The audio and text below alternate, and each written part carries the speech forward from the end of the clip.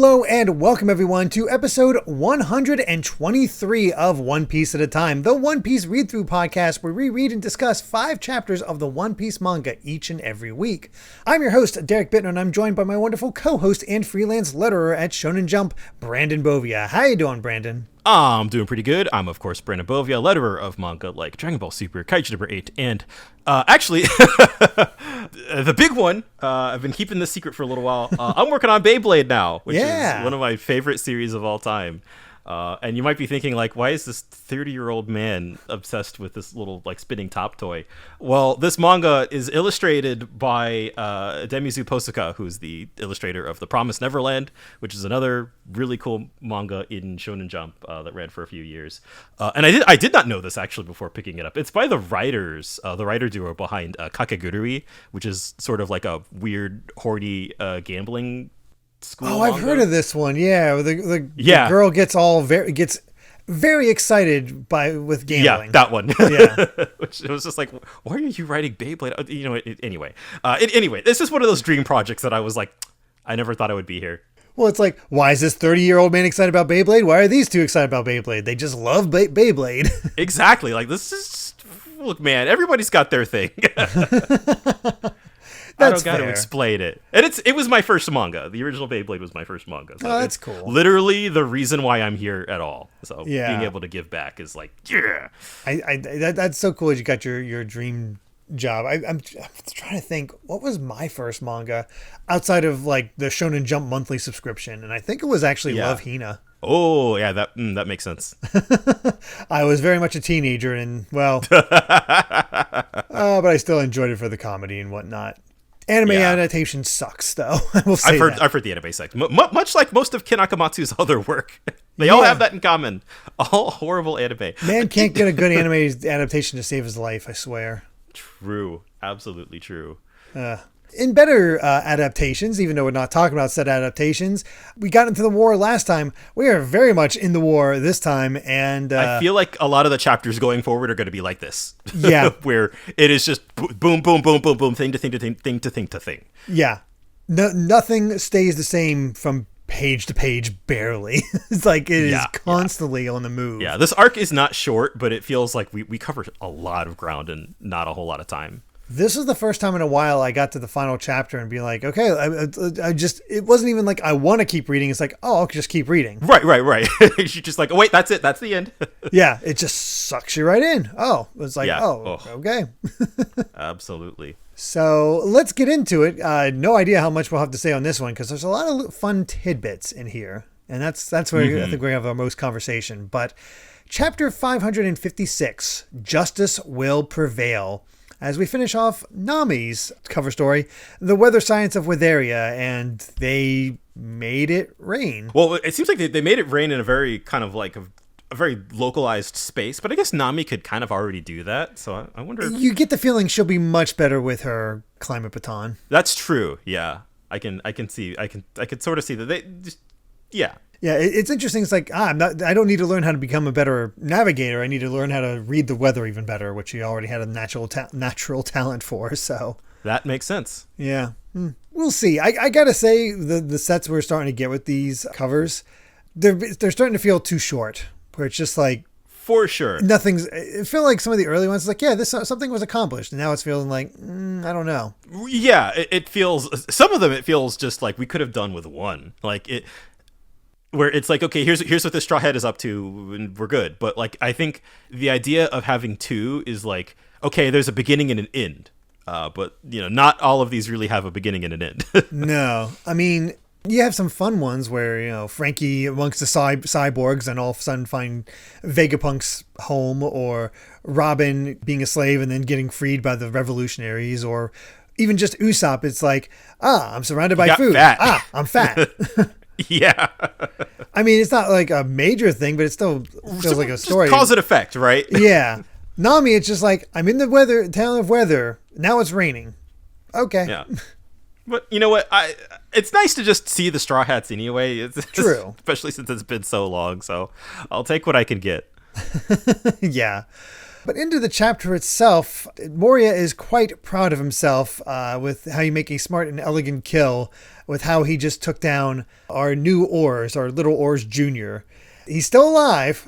He's still alive, but he is down. He is down for the count. Yeah, and he got really close, actually. He got like almost within arm's reach, it feels like, to Ace. Yeah, he was almost there. But then also again, just, oh god, that like Doflamingo and Moria could just kind of effortlessly take down this, even, continent puller, even, bigger than the giants that we've seen. Him taking down Oars like this is so much more impressive than anything we saw during Thriller Bark. Absolutely. You're just like, oh, right, this guy's actually supposed to be a big deal. Yeah. And then, speaking of big deals, I love this bit. We get a full-page spread of, like you get a panel of Whitebeard just going, like, Oars, and then this giant coming behind him just like, you don't even have time to cry about it, you're a dead man. And then we see Whitebeard just, like, block this guy's axe with his, like, quake power, and then grabs him by the head and, like, unleashes an earthquake into his head.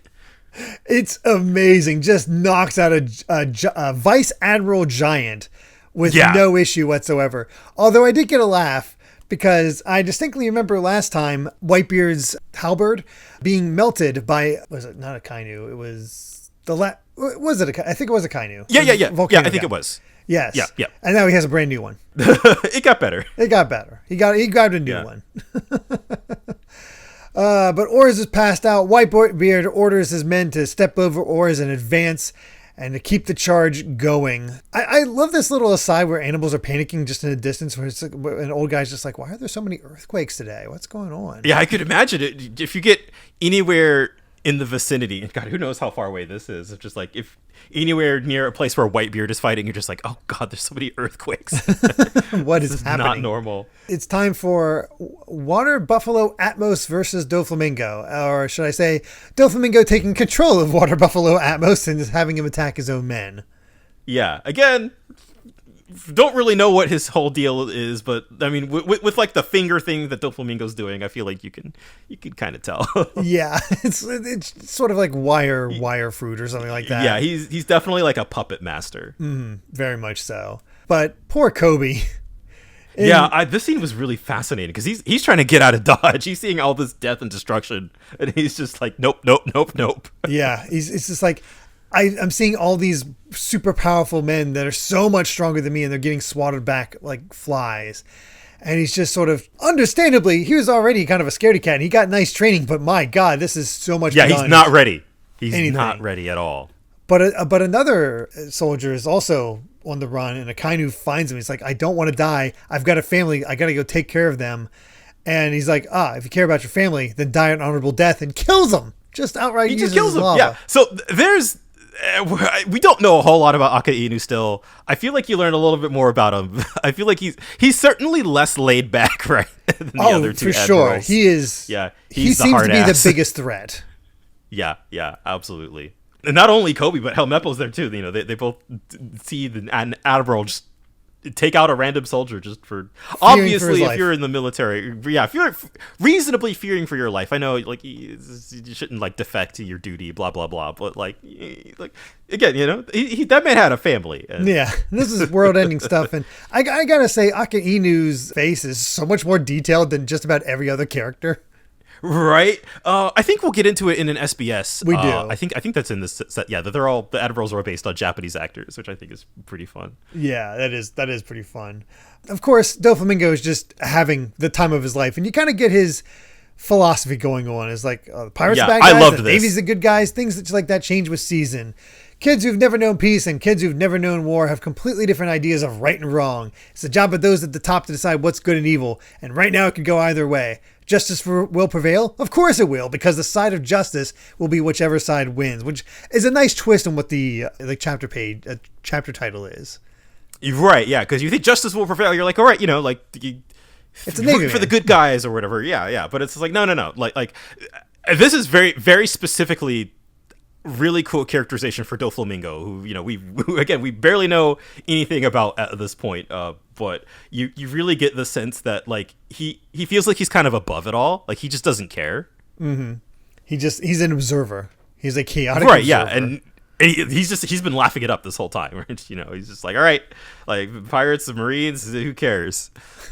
And I think it because we've talked a lot on this show about like sort of the nature of good and evil in terms of like pirates and the Navy, and I feel like that's such a big theme in the story of, you know, like you know, there are good and evil on both sides, and it is much more about like people than the systems. But like I think when you take the worldview of somebody like Doflamingo, it kind of gets almost warped a little bit into like, yeah, of course there are no truly good or evil on either side, so whatever. So what does it matter? Exactly, right. It's sort of like I guess like nihilistic almost. Yeah, it's very nihilistic. It's like, this side wins or if this side wins, it doesn't matter because they're all just the history will go their way. So yeah, who cares? History is written by the winners. Is definitely how Doflamingo sees things. For sure. The attack continues as an icebreaker ship comes through thanks to Whitey Bay, the Ice Witch. That means they've breached the defense of the Navy at 2 points now. So Sengoku, there's like, okay, they may overrun us, and to Sengoku, he's like, no issue. And Suru, we're going to put the plan into effect. And we get to see that Suru seems to have a devil fruit that she's able to wash and hang out the dry men. I have no idea what happened just here. Flattens them out. It's very I have no much idea if this ever gets explained later. I have no idea. It reminds me of the bubble devil fruit that Khalifa has. Khalifa, yeah.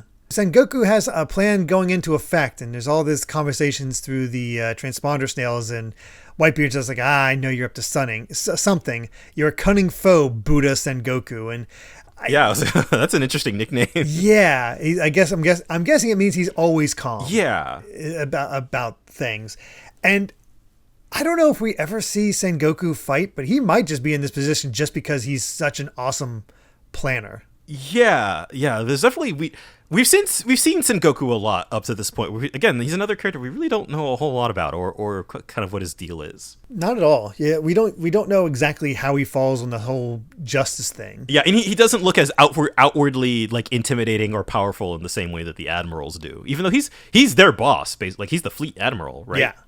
Yeah. There is basically you have to be part of the world government to be higher than him at this point. So what is that all about? And instead he's thrown off by the fact that Garp has decided to come and join him on the execution platform.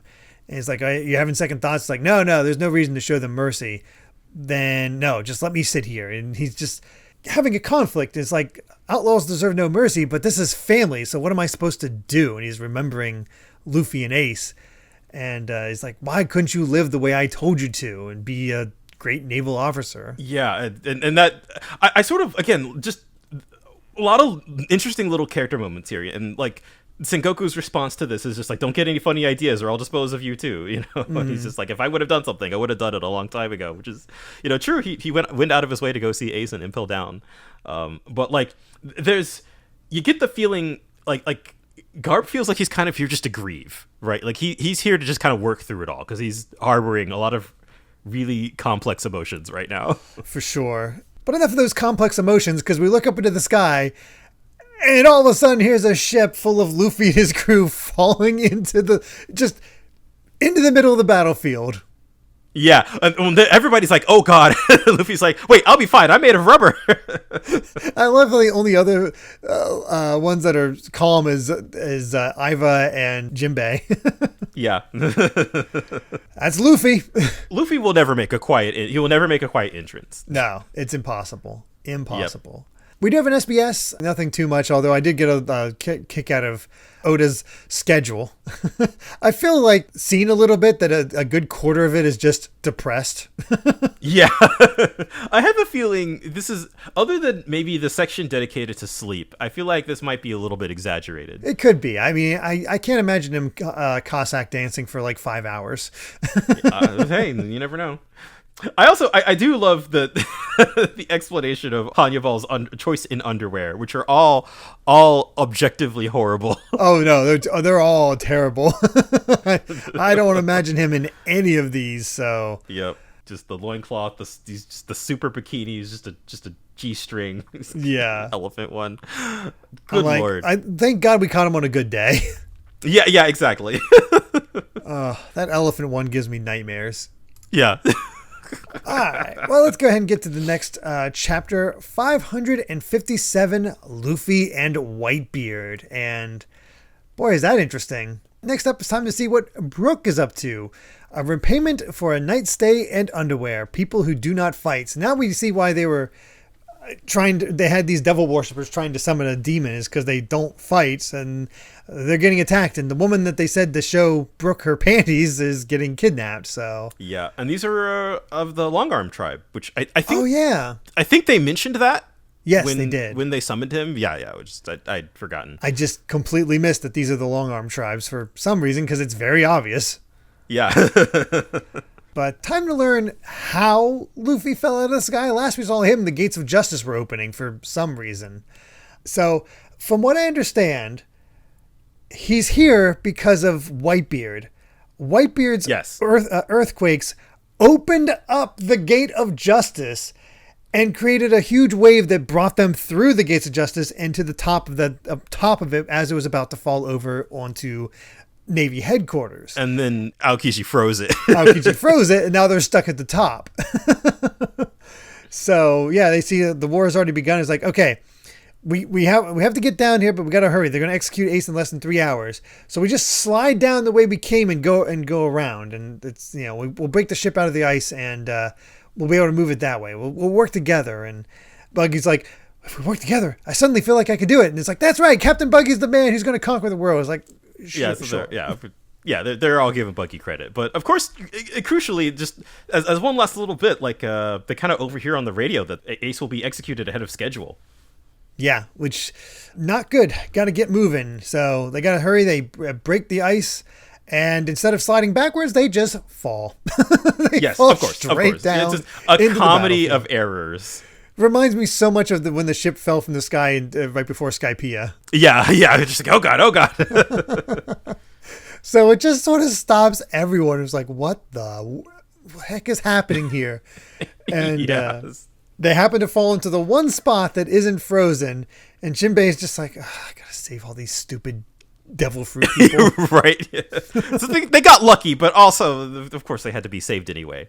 Yeah. But Luffy immediately comes out and is like, hey, Ace, finally found you. And Ace is like, oh, God, Luffy. He's here. And this, I mean, we don't dwell on it, but like that meeting has, like, it is such a long time coming. Like, Luffy has gone through so much to get here. And I think Ace knows that, too. Like, thank God you're alive, but oh, God, why are you here? That's yes, sort of thing. Exactly. Yeah. But we've got an awesome 2-page spread of Luffy, Iva, Jinbei, Crocodile all looking awesome. Buggy trying to do it. Trying to be awesome. Of course, trying to do it. And I love all of these reactions from people because it's just kind of like, again, it's like, what the heck is going on? I love Sengoku's like, Garp, it's your family again. Garp is just like, Luffy, what are you doing? And I love the Mihawk. It's like, never a dull moment with you, Straw Hat. And Moria just being like, Straw Hat. And Full Body and Django being, God, there's so many names to keep track of. Right, yeah. Being like, what's he doing here? That's not his usual crew. And love Hancock being like, oh, thank goodness you're safe. Yeah. And again, I just, when you really think about it, like, we've been through Impel Down, so we kind of got used to it very, very quickly of like, okay, yeah, Luffy's working with all these people. But when you sit down and think, you're like, that's, it's like, hey, all the warlords are here now. That's Luffy with Crocodile and a revolutionary. Smoko gets a look. Tashigi gets a look. It's all wild. And Aki Inu sees this and is absolutely the most serious about it. It's like, so that's the grandson of the hero Garp and the son of Dragon. He has to be eliminated as well. Every face from him is so intimidating. Oh, God, yeah. He's like, you do not want to mess with him. Jinbei officially resigns from his position as one of the warlords. And Garp's just like, this is odd. They don't seem to have any common interest. And to emphasize that, here comes Crocodile immediately trying to kill Whitebeard.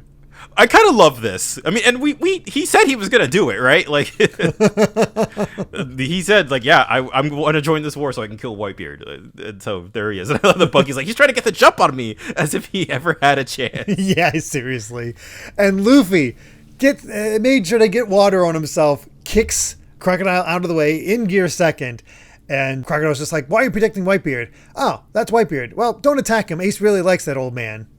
Yeah. I also like that they don't dwell on it. You see a panel of Luffy's foot like drenched in water. And that's enough for you to know, like, okay, that's how he still remembers how to hit Crocodile. Oh yeah, he has Crocodile figured out. So yeah. Still not much of a threat, especially with his upgrades. So it's certainly interesting. And Crocodile certainly does not have the home field advantage this time. Yeah, definitely not. And then I like that as soon as Luffy shows up, like, you see kind of Whitebeard, take note of the Straw Hat and kind of take note of his conversations with Shanks. It's even the old 30 million bounty that he got back in East Blue. And we just get this conversation. It's like, you've come to save your brother. Yeah. Do you know you're up against you? We killed for sure. It's like, it's not for you to say. I'm trying to become the Pirate King.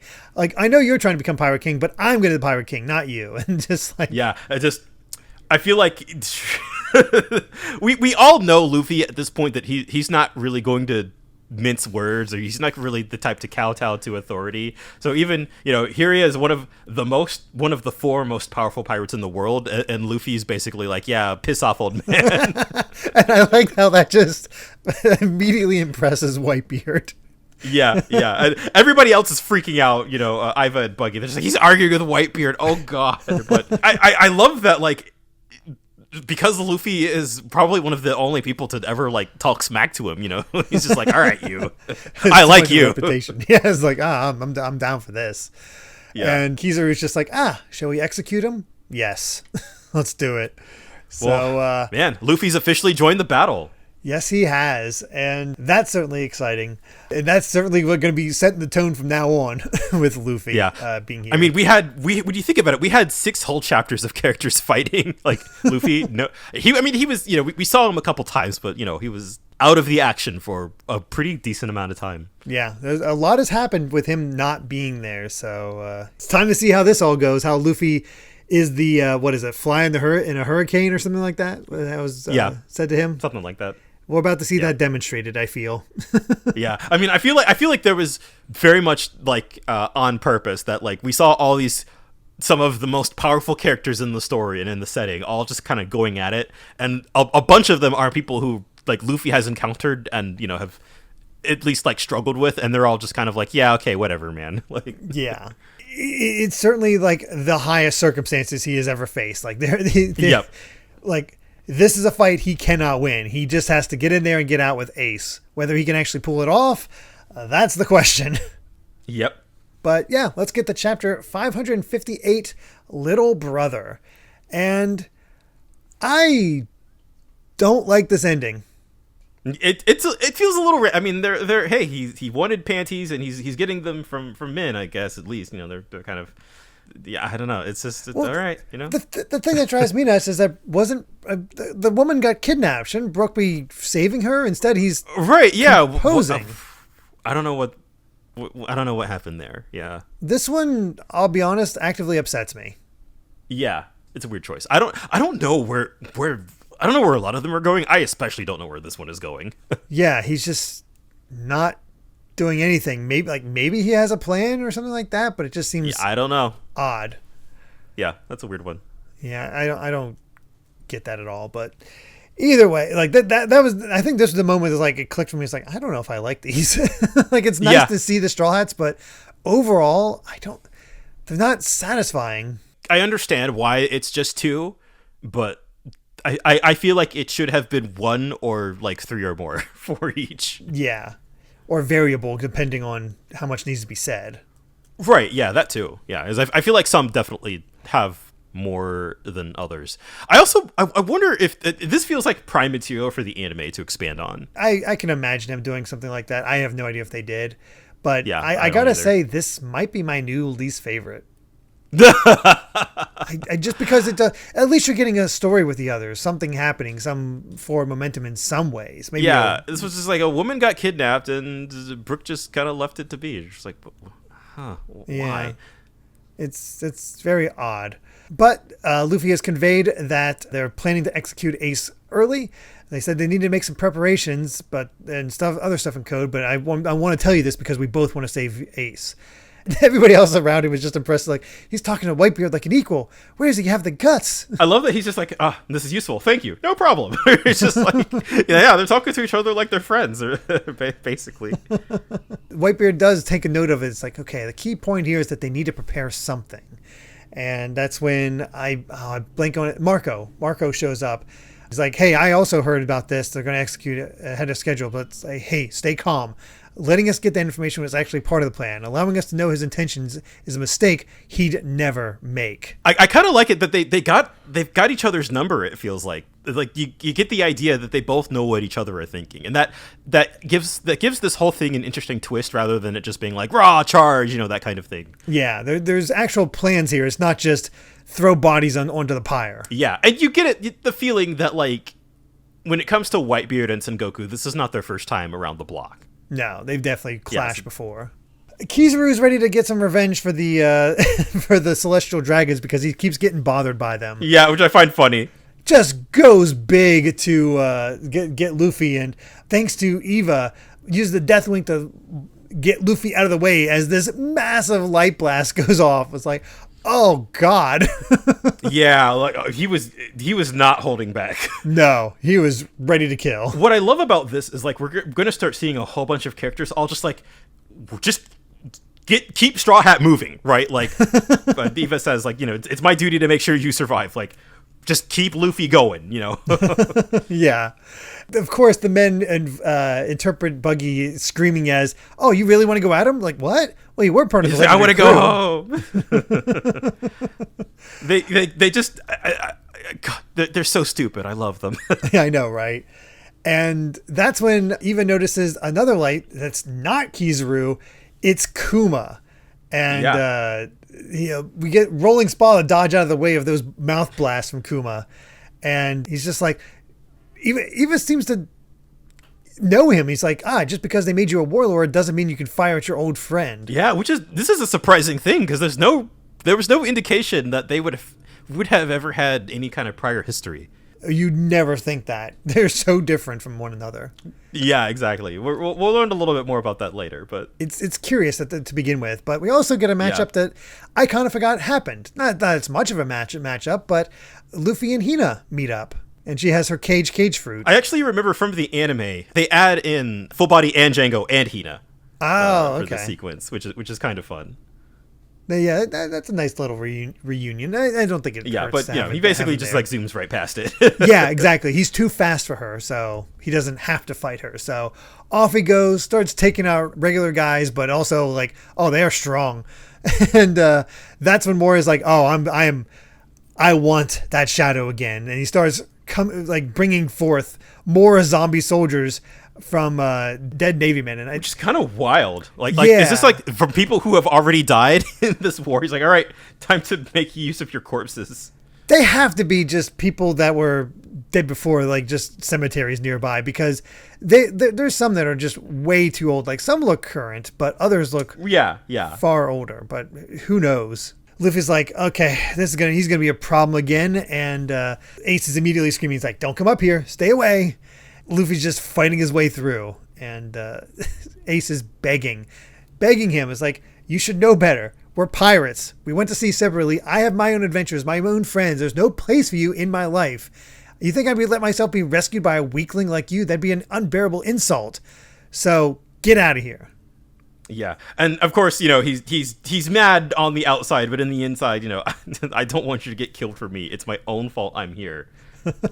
And all Luffy says in response is, I'm your little brother. And we get this the memory of the two of them where they drink from each other's cups to make themselves brothers for life. I don't care about your pirate rules. And so he is just all for one. Everybody else is like, wait, he's Ace's brother? But then his Roger had another one? It's like, no, wait, that makes no sense. Yeah. So they're all trying to put it together. But turns out Moria has a natural weakness against Jinbei, who can, shoot out salt water. So much for the zombies. I love that we're bringing that back. I love that Jinbei is just kind of, he immediately knows how to deal with Moria. He's just like, no, not this time, buddy. You're not doing anything, so get out of here. That's when Sengoku decides, like, nah, I'm gonna put it out there. I'm gonna say it. He grew up with Ace. They're like brothers. As for his bloodline, he's the son of Dragon the Revolutionary, and that freaks out everybody. I love that spread too. As Sengoku is saying this, you can see Luffy getting ready to like fight a giant, and he's activating Gear 3. You can kind of see the scale of Gear 3 relative to a giant, which is just kind of awesome. Yeah, it's still small. Yeah, it's the shot's so zoomed out. It's great. Yeah. Again, the detail work on all this, and I do enjoy that Mihawk's like, nothing surprises me at this point. Right. He's got the most natural reaction. Like, yeah, okay, sure. And of course, Hancock is still in love. It's like, yeah, even if you are a demon spawn, but no real reaction from Kuma. There's not much going on there. But Doflamingo's like, that's how you're able to recruit Ivankov. So it makes sense now. Smoker realizes like, so that explains Rogue Town. Yep. And again, the reporter's like, oh God, more big news. Yeah. And Garp's just kind of like, there's no point in hiding it anymore.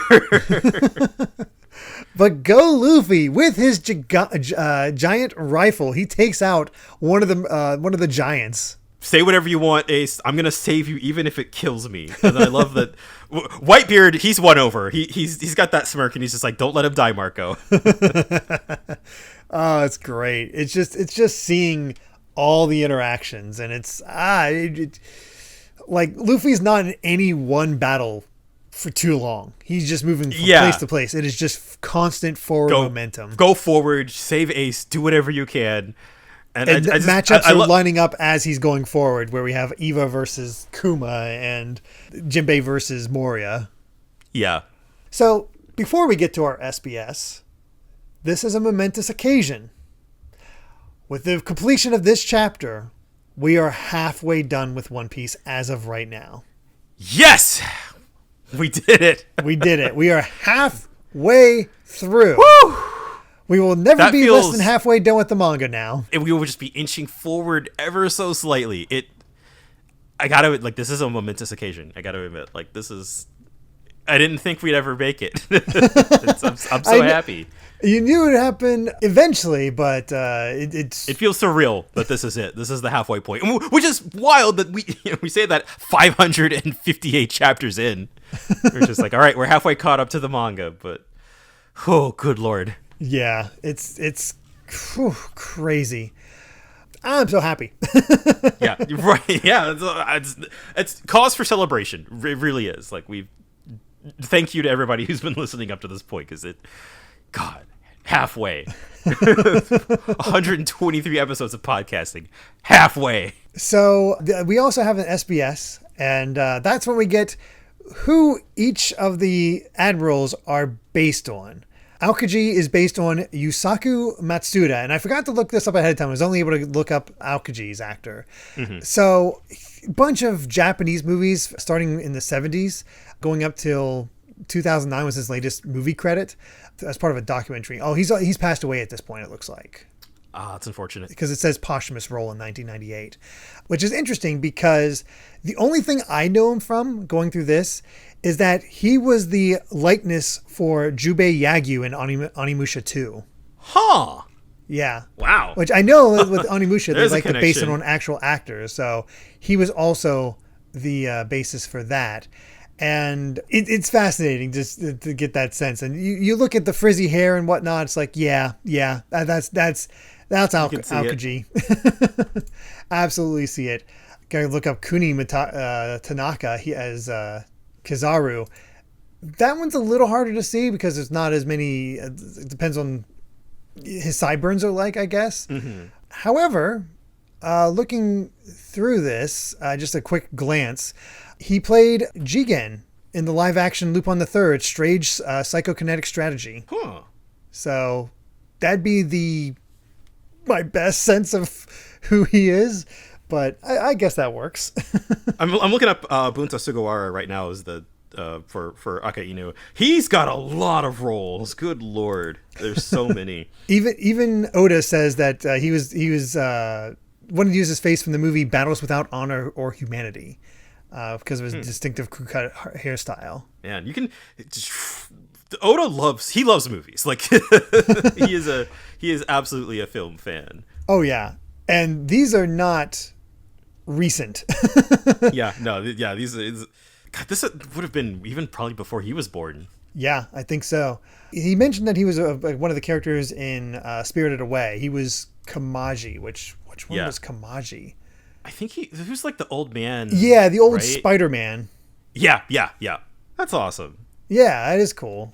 So there you go. That's how they're all based off of.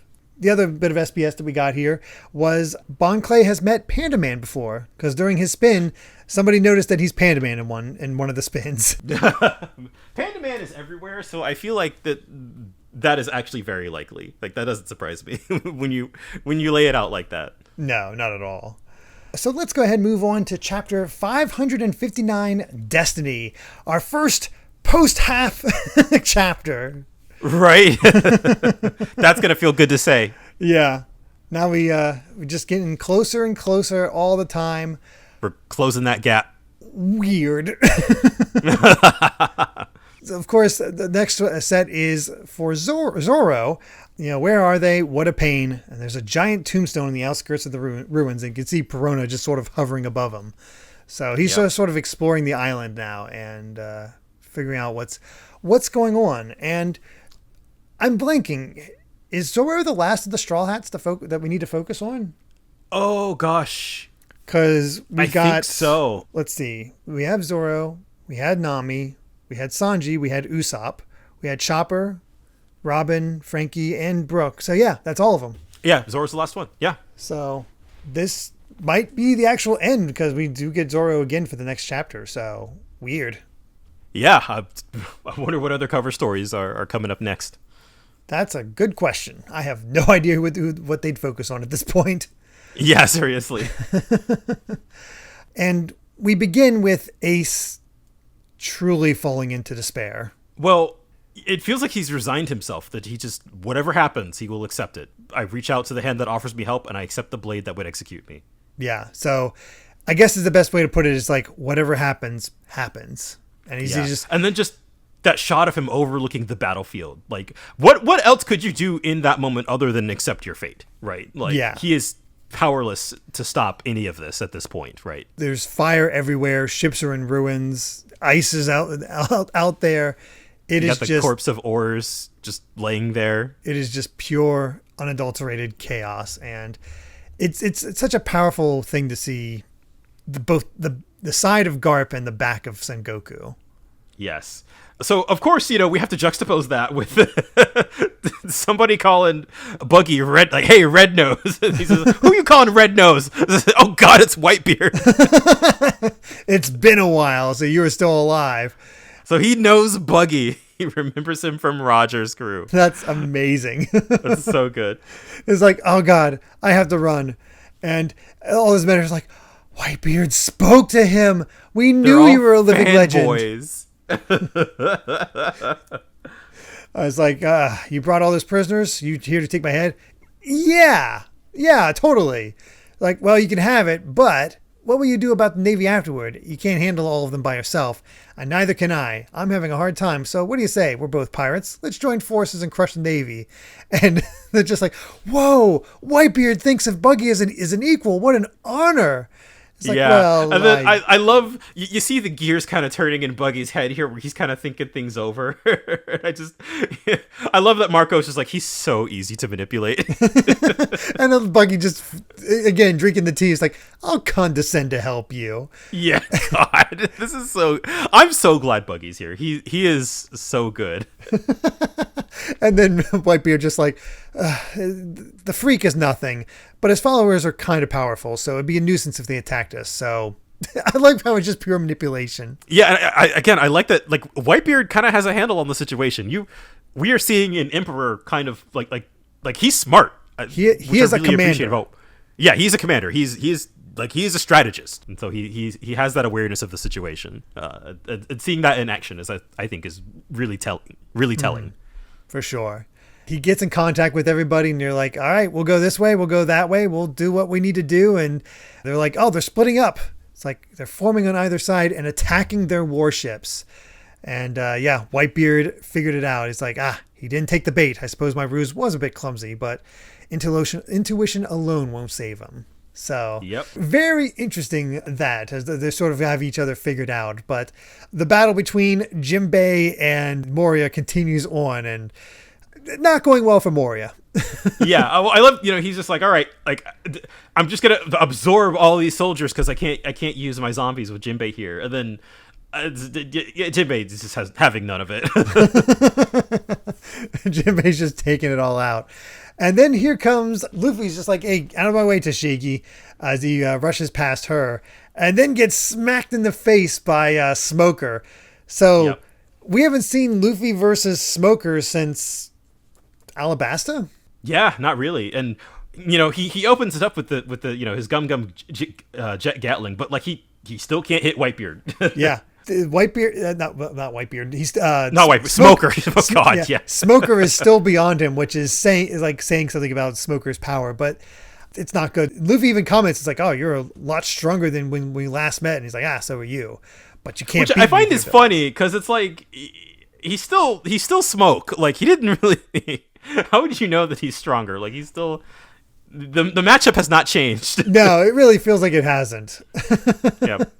But Luffy's pinned down. Smoker has him. When all of a sudden he gets kicked from behind by friggin' Hancock. It's like, wait, how'd you hit me? I'm made of smoke. And he's like, do you want to be stripped of your warlord status too? It's like, no, I'm too furious to hear your words. How dare you strike and try to capture the man I love? that facial expression too from Hancock. Like this is the first time we've seen her like now that she has fallen in love with Luffy, and now that Luffy is in danger, she is like, get your hands off my man. Yeah, pretty much. And that's good stuff. And just here's what's very interesting about this, where all Smoker says is the Kuja Haki. Yep. Oh my God. Haki has just become extremely important for Luffy to learn.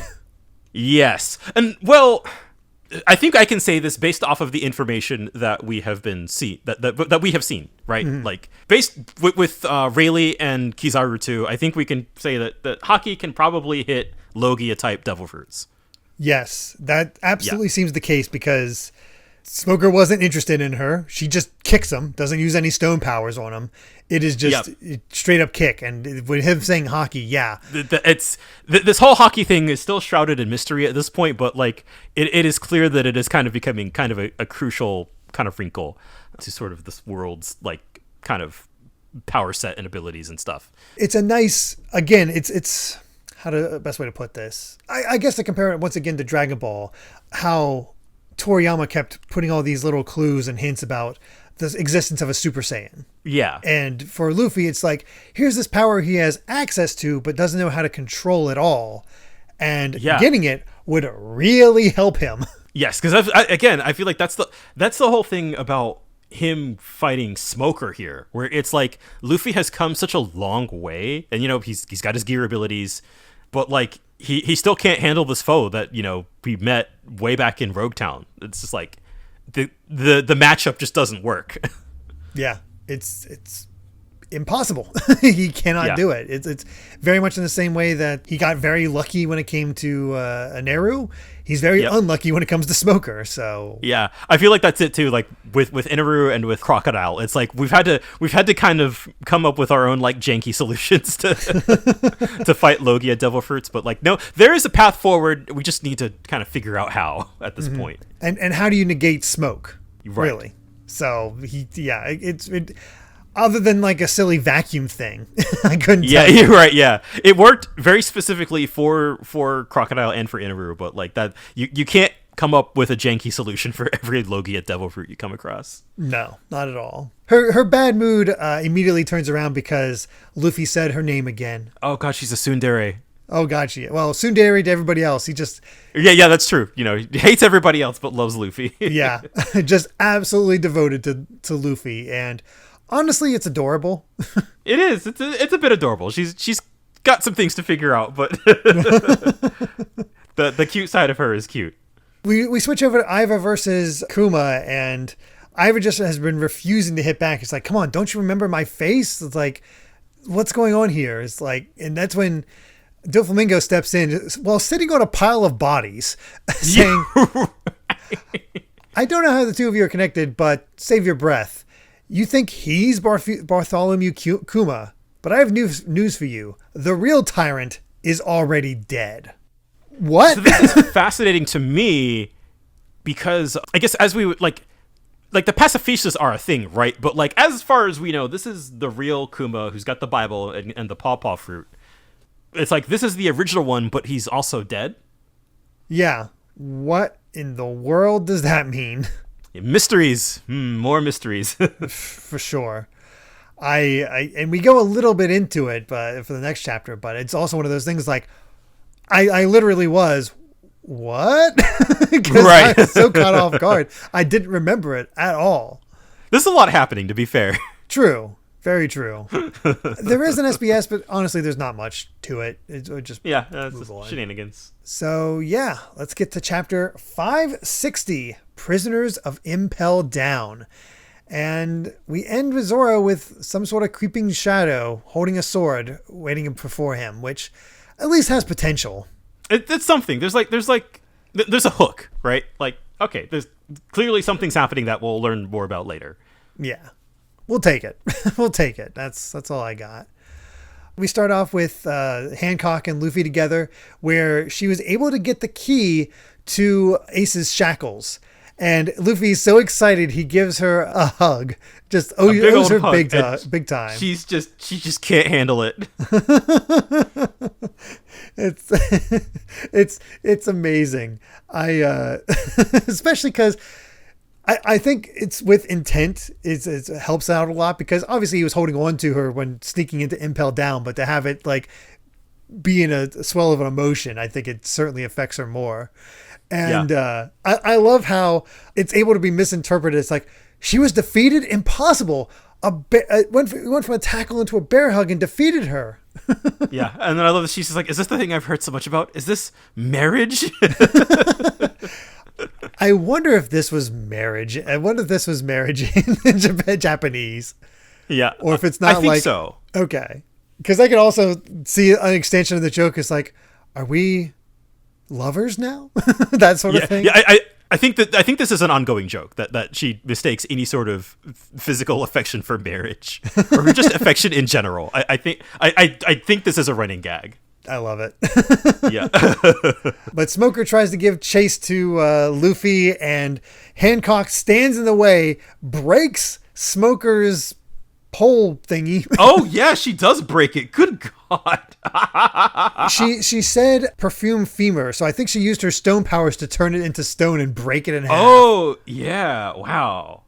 Which is so cool. And then of course does her look down by looking up. Yep. Anything she does will be forgiven, even if she fights the Navy. Not a matchup I would have expected, but I kind of love it. Yeah, again, I feel this is now that we're kind of getting kind of the table setting has been set, so now we're just like, all right, everybody's here, so let's just go, have all these weird little matchups. For sure. That allows Luffy to catch back up with Iva, and he's like, what's going on? He's like, there's something wrong.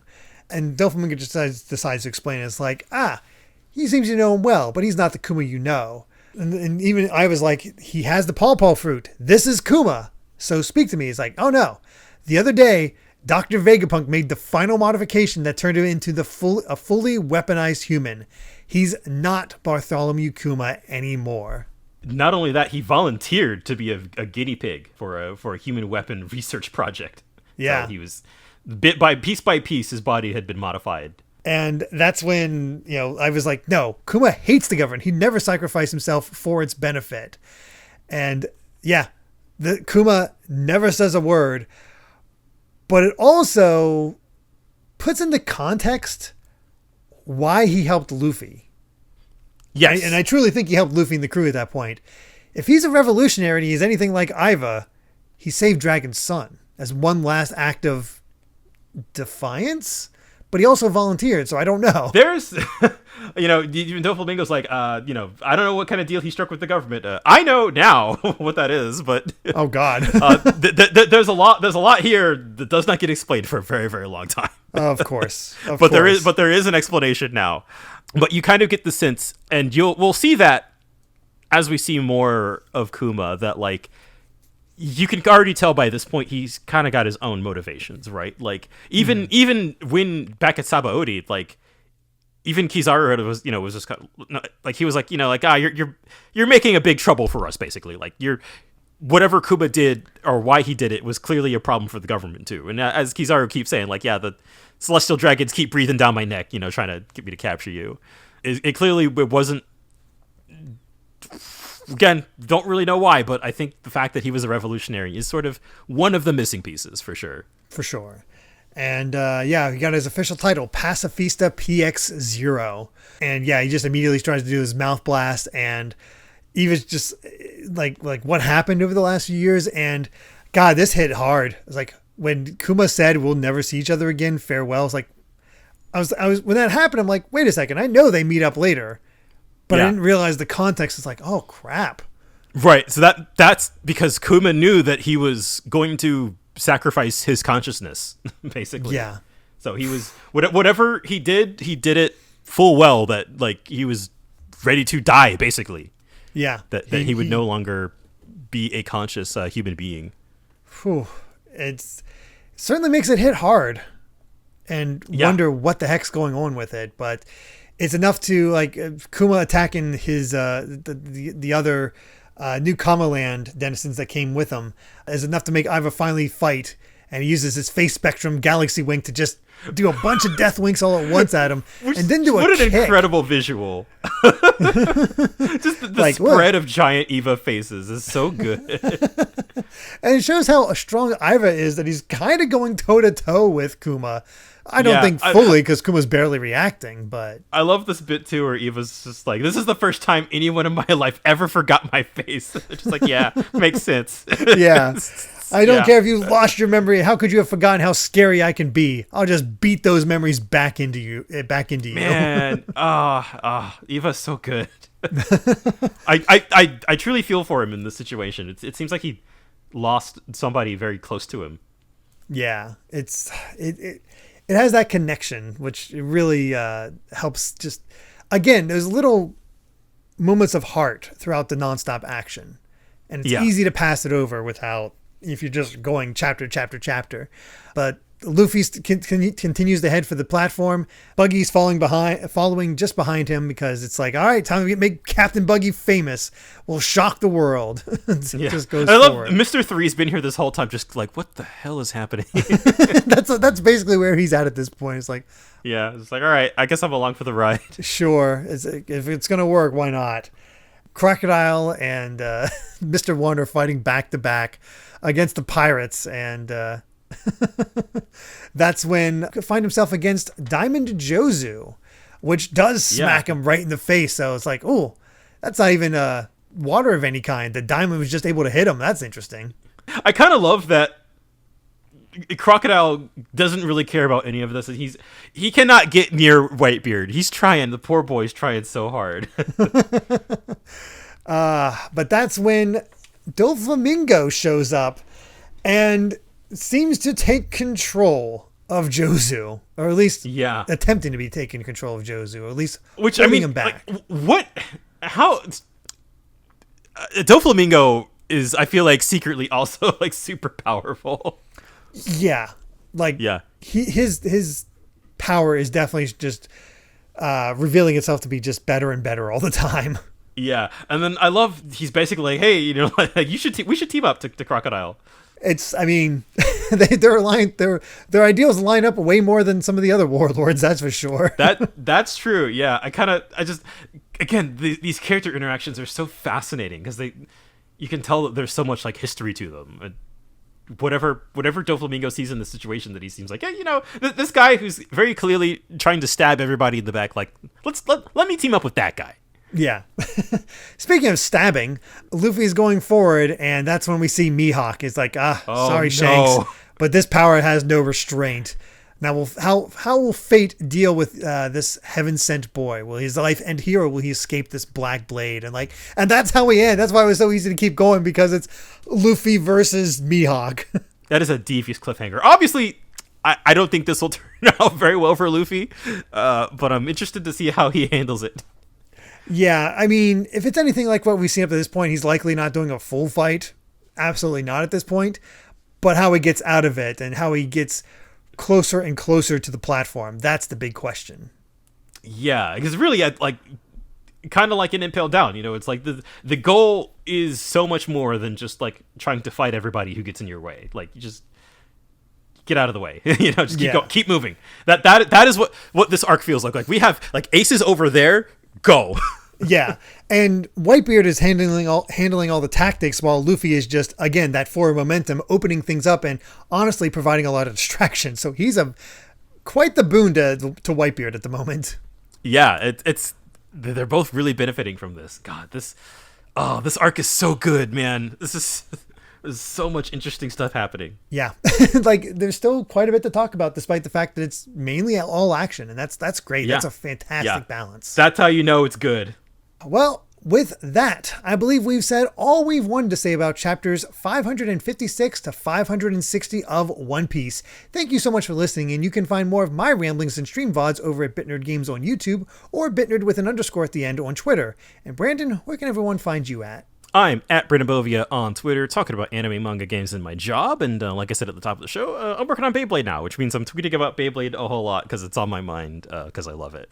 Well, there you go. That's perfect. And if you'd like to help us out more, you can support the podcast over at patreon.com/Derek Bittner. That's DERRICKBITNER, to listen to the next episode ad-free 3 days early. And make sure to return next time as we discuss chapters 561 to 565 of One Piece. So until then, my friends, bye. Remember to take life one piece at a time.